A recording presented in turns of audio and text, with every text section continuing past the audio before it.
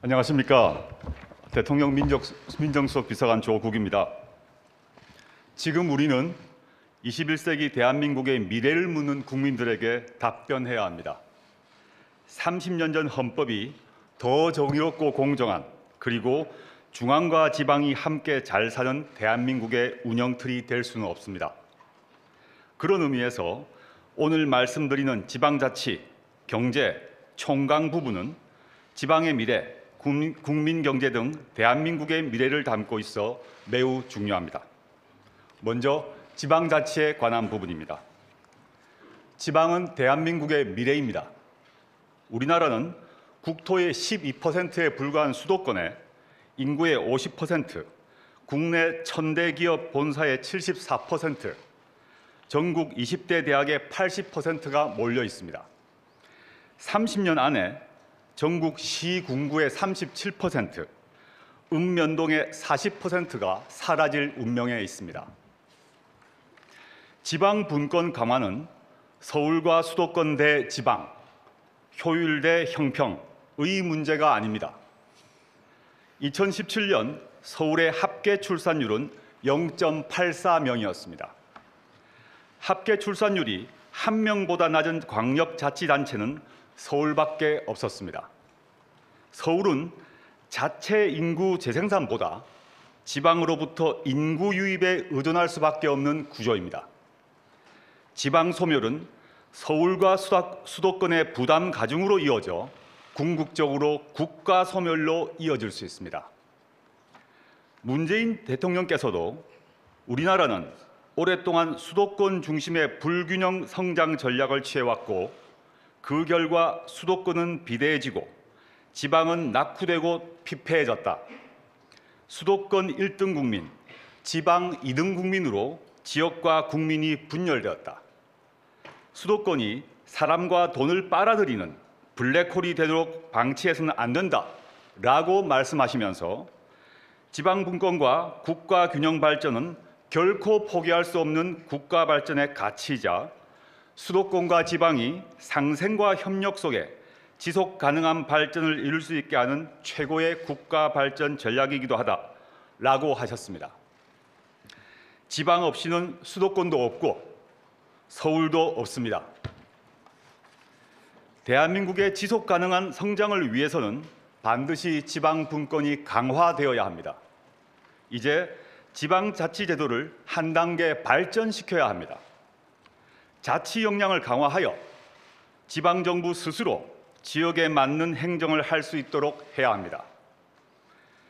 중앙정부에 집중된 행정체계를 개선해야 합니다.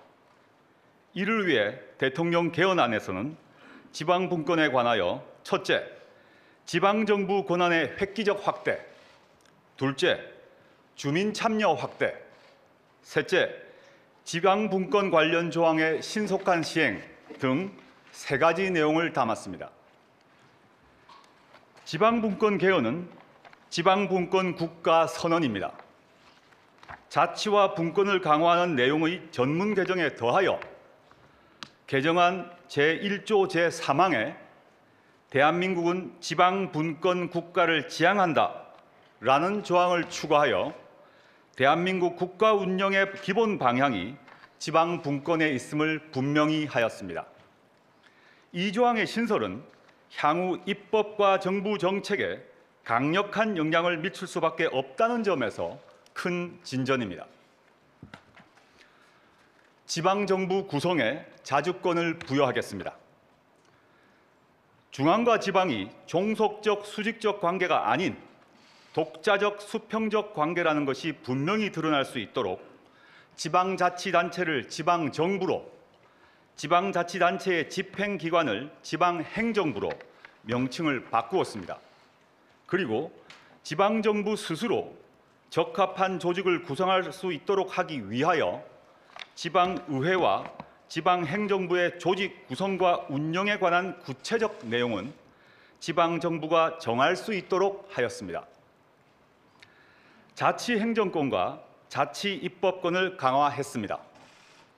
지방분권이 제대로 실현되기 위해서는 실질적 권한 이행이 매우 중요합니다. 미국, 독일, 프랑스 등 선진국은 중앙정부가 큰 틀의 정책을, 지방정부는 지역 주민의 삶과 직결된 문제를 결정하는 지방분권이 확립되어 있습니다. 그러나 우리나라는 지역의 특성에 맞게 정책을 시행하려 해도 국가법령의 범위 안에서만 입법이 가능해 지역별로 특색 있는 발전이 어렵습니다. 이러한 문제를 해결하고 자치권이 실질적으로 보장될 수 있도록 국가와 지방정부 간, 지방정부 상호 간 사무의 배분은 주민에게 가까운 지방정부가 우선하는 원칙에 따라 법률로 정하도록 하였습니다. 또한 지방정부의 자치 입법권이 보다 폭넓게 보장되도록 법령의 범위 안에서를 법률에 위반되지 않는 범위에서로 수정하여 법률에 정하지 않고 있는 사항도 조례로 만들 수 있게 하였습니다. 다만 주민의 권리를 제한하거나 의무를 부과하는 사항은 법률에 위임이 있는 경우에만 조례로 정할 수 있도록 하여 주민의 기본권이 침해되지 않도록 하였습니다. 자치재정권을 보장하겠습니다. 재정 확보 없이는 실질적 지방자치가 이루어지기 어렵습니다. 누리과정 사태와 같이 정책 시행과 재원 조달의 불일치로 인하여 중앙정부와 지자체가 서로에게 재정 부담을 떠넘기는 사태가 종종 있었습니다. 이 문제를 해결하기 위하여 자치사무 수행에 필요한 경비는 지방정부가, 국가 또는 다른 지방정부 위임 사무 집행에 필요한 비용은 국가 또는 다른 지방정부가 부담하는 그러한 내용을 규정을 헌법에 신설하였습니다. 그리고 지방의 오랜 수건이었던 지방세 조례주의를 도입하여 법률에 위반되지 않는 범위에서 자치세의 종목과 세율, 징수 방법 등에 관한 조례를 정할 수 있도록 하였습니다. 한편 이러한 자치재정권 보장이 지방정부의 재정을 악화시키거나 지역 간 재정 격차 확대를 초래하지 않도록 국가와 지방정부 간, 지방정부 상호 간 재정 조정에 대한 헌법적 근거를 마련하였습니다. 주민은 지방정부의 주인입니다. 주민 참여 없는 자치는 분권 없는 자치만큼 문의 없는 자치입니다. 실질적 지방민주주의 실현을 위해 지방정부의 자치권이 주민으로부터 나온다는 것을 명시하고 주민이 지방정부를 조직하고 운영하는 데 참여할 권리를 가짐을 명확히 하였습니다. 또한 주민들의 직접 지방정부의 부패와 독주를 견제할 수 있도록 법률상 권리로 보장되었던 주민발안, 주민투표, 주민소환 제도를 헌법에 규정하였습니다. 국가자치분권회의를 신설하였습니다. 중앙과 지방의 소통은 더욱 강화될 것입니다. 국가자치분권회의를 신설하여 중앙과 지방 간의 소통과 협력 체계를 구축하고 지방의 실질적 국정 참여를 확대하였습니다. 입법 과정에서 지방의 의견이 반영될 수 있도록 지방자치와 관련된 법률안에 대해서는 국회의장이 지방정부에 그 법률안을 통보하고 지방정부가 이에 대해 의견을 제시할 수 있게 하였습니다. 지방분권은 신속하게 시행될 것입니다. 지방분권 관련 조항을 포함한 이번 개정안은 원칙적으로 공포한 날부터 시행됩니다. 이를 위해 개정헌법에 따른 지방정부가 구성되기 전이라도 개정헌법에 지방자치 규정을 적용하는 경과 규정을 두었습니다. 대통령께서는 지난 13일 개헌특위 보고를 받는 자리에서 지방분권을 강화하는 것은 이번 지방선거를 통해 선출되는 지방정부와 함께 시행되도록 할 필요가 있다라고 하신 바 있습니다. 대통령의 말씀에 따라 기본권 조항과 함께 지방분권 조항은 이른 시기에 시행할 수 있도록 하겠습니다. 지방분권 강화에 대해서도 국회에서는 이미 동의가 이루어져 있습니다. 개정 헌법의 정신이 입법으로 실현될 수 있도록 적극 도와주시기를 간곡히 부탁드립니다.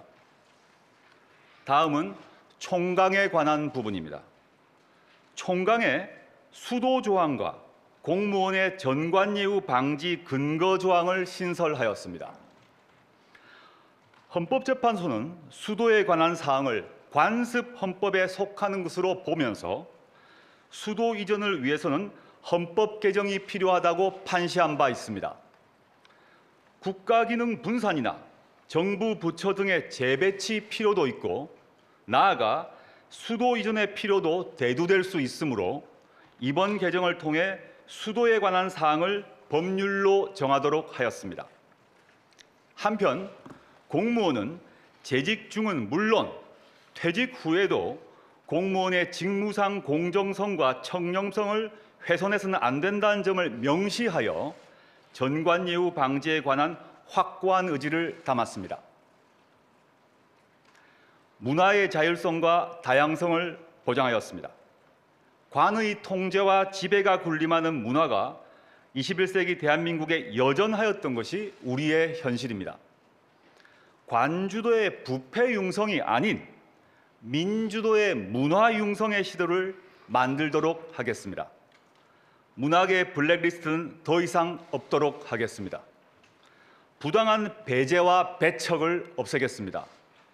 이를 위해 개정안에 국가는 문화의 자율성과 다양성을 증진하기 위하여 노력해야 한다라는 내용을 두어 과거의 잘못이 되풀이되지 않도록 하였습니다.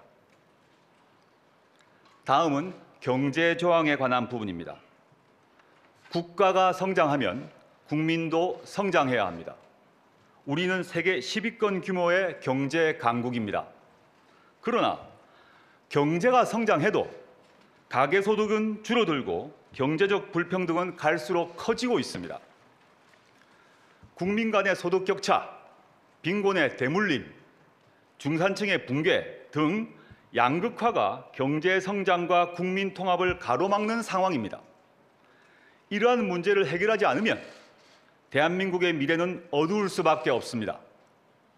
이에 이번 개헌을 통하여 경제 민주화와 토지 공개념을 강화하고 실질화하려고 합니다.